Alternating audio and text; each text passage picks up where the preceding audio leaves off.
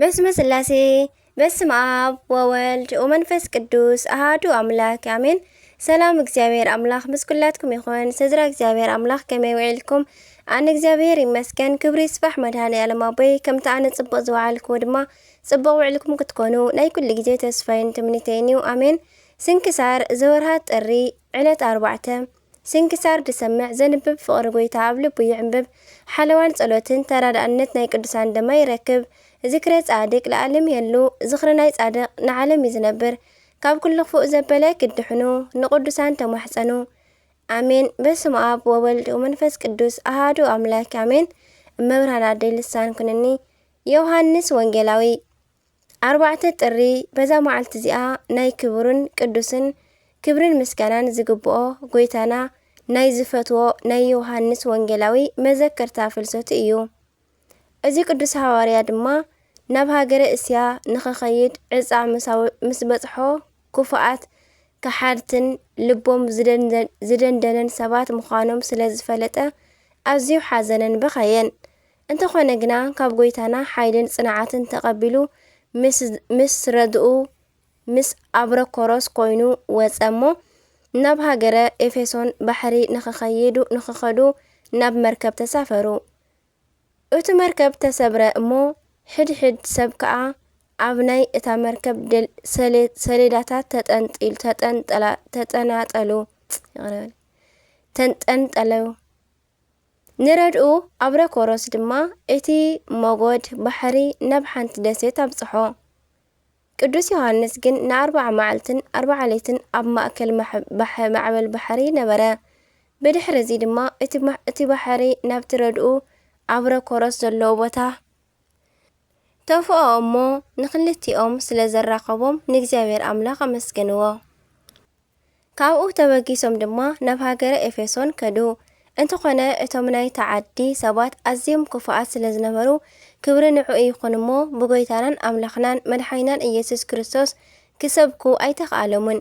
ስለዚ ከዓ ምኽንያት ፈጢሮም ኣብ ሓደ ሻወር ቤት ቅዱስ ዮሐንስ መንደዲ ሓዊ ቅዱስ አብረኮሮስ ከዓ ኣብ ሓጽቢ ኮይኖም ሮምና ንእትበሃል ሰበይቲ ተቖጸሩ። እታ ሰበይቲ ከዓ መጻኢተኛታት ብምዃኖምን ባሮታ ከም ዝኾኑ ስለ ዝጸሓፉላን ከም ባሮታ ገበረቶም። ብዙሕ እውን ተሳቕዮም ነበረት። ትገርፎም ትረግሞምን ተሳቕዮምን ተጎሳቆሎምን እውን ነበረት። ብኸምዚ መልክዕ ኣብ ዓብዪ ሓሳር ነበሩ። ብድሕሪ እዚ ካብ ዕለታት ሓደ መዓልቲ ወዲ መኮንን እታ ሃገር ክሕጸብ ወጸሞ ኣብቲ እንዳ ምሕጻብ ካብ ዝተሰርሐ ጀሚሩ ሓይሊ ሰይጣን ዝነበረ እሞ ነቲ ወዲ መኮንን ሓነቆን ቀተሎን። ኣብቲ ግዜ እቲ ነቲ ዝሞተ መንእሰይ ንኽበኽይሉ ነበርቲ እቲ ዓዲ ተኣከቡ። ቅዱስ ዮሐንስ ከዓ ከም ሃገሩ ክርኢ መጺኡ ምስኣቶም ደው በለ። ሮምና ምስ ረኣየቶ ረገመቶ። ከምዚ እውን በለቶ ብሞት ወዲ ጎይታይ ደስ ኢሉካ ኣብ ልዕለይ ክትሳለቕ ኢኻ ናብዚ መጺእካ ዘለኻ። ቅዱስ ዮሐንስ ግን ብየውሃት ኣይትፍርሒ ኣይትሕዘኒ እውን ኢሉ ናብቲ ዝሞተ መንእሰይ ቀሪቡ መሕወይ ብዝኾነ ብናይ መስቀል ምልክት ኣማዕተበሉ። ኣብቲ ግዜ እቲ ድማ ምውት ሓወየን ተለዓለን። ደቂ ተዓዲ ከዓ ብዝረኣይዎ ተኣምር ደንገጹን ሰንበዱን። ሮምና እውን ወይለይ ንዓየይ ንስኻ እቲ እግዚአብሔር ዝብልዎ ኣምላኽ ዲኻ በለቶ። ንሱ ድማ ኣነስ ኣገልጋሊኡን ሐዋርያኡን ዳ እምበር ኣምላኽ ኣይኮንኩን በላ። ብድሕሪ እዚ መሪር ብኽያት በኸየት። ንሐዋርያት እውን በደላ ይቕረ ንኽብሉላ ለመነቶም። ንሳቶም እውን ኣረጋግዕዋን ኣጸናንዕዋን። ካብ ደቂ እታ ዓዲ ብዙሓት ድማ ክብሪ ንዑ ይኹነሞ ብጎይታናን ብኣምላኽናን ብመድሓኒናን ኢየሱስ ክርስቶስ ኣመኑ እሞ ጥምቀተ ክርስትና ኣጥመቖም። ብዙሓት ተኣምራትን ድንቅታትን ኣብ ቅድሚኦም ገበረ። ነቲ ተኣምር ርእዮም እውን ብዘይካ እቶም ኣገልገልቲ ጣዖት ኩሎም ደቂ እታ ዓዲ ብጎይታና ኢየሱስ ክርስቶስ ኣመኑ። እቶም ኣገልገልቲ ድማ ጣዖታት ግን ሰይጣን እናሃወኾም ክቐትልዎ ይደልዩ ነበሩ። እግዚአብሔር ግን ነቶም ሕርያቱ ይሕልዎምን ነበረ። ቅዱስ ዮሐንስ እውን ንኹሎም ደቂ እታ ሃገር ናብ ኣእምሮተ እግዚአብሔር ክሳዕ ዝምልሶም ብዙሕ ጻማን ሽግርን በጽሖ። ብድሕሪ እዚ ኤጲስቆጶሳት ካህናት ዲያቆናት ሸሞሎም ቀፂሉ ድማ ናብ ዙርያ እስያ ዘለዉ ኩሎም ዓድታት ከይዱ መሃሮም ንእግዚአብሔር ናብ ምፍላጥ እውን መለሶም። ንሱ ድማ ወንጌል አቡ ቀለምሲስ ዝተብሃለ ራእይን 3 መልእኽትታትን ዝጸሓፈ እዩ። ክድረሩ እንከለዉ ኣብ ጥቓ ጎይታ ኢየሱስ ዝተቐመጠን ጎይታይ ዝኣትሃዘካ መን እዩ ዘትሕዘካ መን እዩ ዝበሎ እውን እዚ ሃዋርያ እዩ።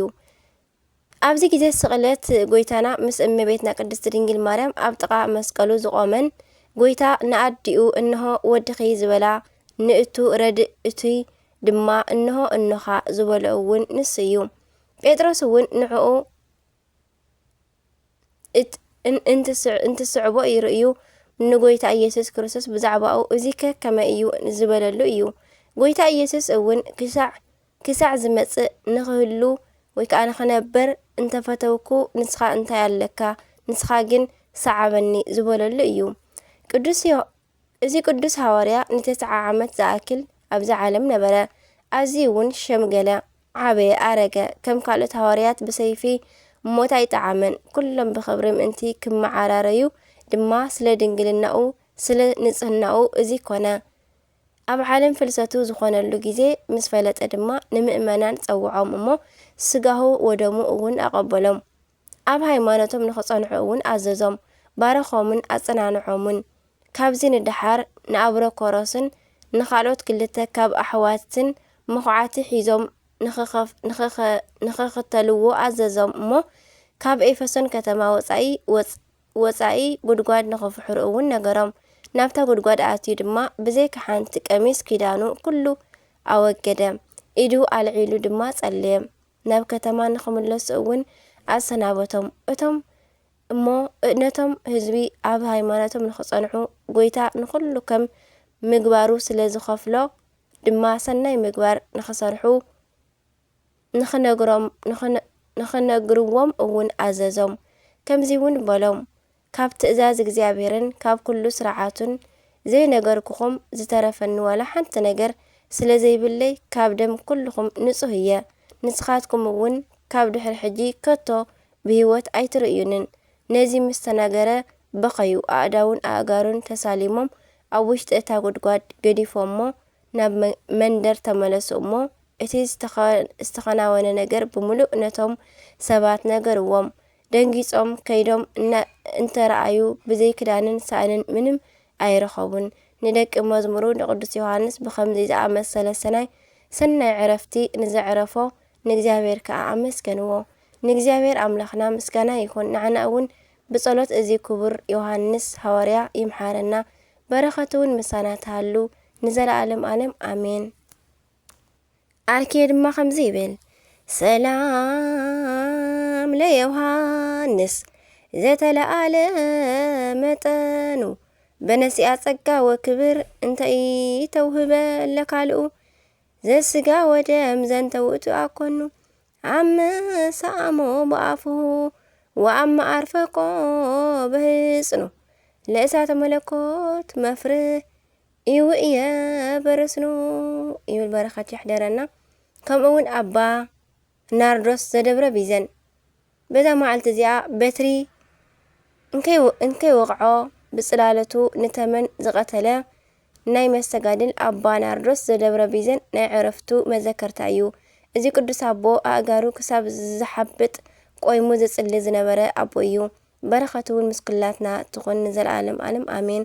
ከምኡውን በዛ መዓልቲ እዚኣ ናይ ቅዱሳን ጊዮርጊስ፣ ናይ ሊቀ ጳጳሳት ማርቴና፣ ታኦድራ ሰማዕት፣ ኣባ ሊቃኖስን ቀውስጦስን መዘከርታኦም እዩ። ንእግዚአብሔር ምስጋና ይኹኖ። ንዓና እውን ብጸሎት እዞም ኩሎም ቅዱሳን ይምሓረና ንዘለዓለም ዓለም ኣሜን። ጥሪ 4 ዝኽበሩ ናይ ዓመታዊ ቅዱሳን በዓላት ድማ ቅዱስ ዮሃንስ ሃዋርያ ፍቑረ ጊዜ፣ ኣባ ናርዶስ ጻድቅ ዘደብረ ቢዘን፣ ቅዱስ ጊዮርጊስ፣ ቅዱስ ማርቴና። ወርሓዊ በዓላት ድማ ቅዱስ እንድርያስ ሃዋርያ፣ ቅድስቲ ሶፊያ ሰማዕት፣ ቅዱስ ዮሃንስ ዘሃራቅሊ ሰማዕት። ኣሜን። በረኸቶም ይሕደረና። ዝወደቐ ዝነጠበ ካብ ኣናበባ ካብ ፊደል ዝጎደለ ኩሉ ብኣፈ ቅዱሳን ትጓሃን መላእክት ተኣርመለይ ካብ ፍቕሪ ቅዱሳን ኣይፍለየና። ኣሜን። ኣቡነ ዘበሰማያት ይትቀደስ ስምከ ትምጻእ መንግስትከ ወይኩን ፈቃድከ በከመ በሰማይ ከማሁ በምድር ሲሳየነ ዘለለዕለትነ ሀበነ ዮም ህድግ ለነ አበሳነ ወጌጋየነ ከመ ንሕነኒ ንህድግ ለዘአበሰረነ ኢታብአነ እግዚኦ ስሙንቶት አላት ነንብርሃልነ ኩሉ ኩሉስ መዚአኪ እቲ መንግስት ኃይሉ ስብሐት ለዓለመ ዓለም ሰላም ቅዱስ ገብርኤል መልአክ እግዝእትየ ማርያም ሰላም ለኪ ብርክት አንቲ እምአንስት ብሩክ ፍሬ ከርሥኪ ተፈሥሒ ኦ ማርያም ምልዕተ ጸጋ ምልዕተ ውዳሴ ምልዕተ ሞገስ ምልዕተ ኩሉ እግዚአብሔር ምስሌኪ ሰአሊ ወጸልዪ ምህረተ በእንቲአነ ምህረተ ኩሉ ዓለም ምህረተ ምድር አጋዚት ሀበ ፍቅር ወልድኪ ኢየሱስ ክርስቶስ ከመ ይስረይ ለነ ኃጣውኢነ ተማኅፀነ በክዳንኪ ወስብሐት ለእግዚአብሔር ወለወላዲቱ ድንግል ወለመስቀሉ ክቡር አሜን አሜን ለይኩን።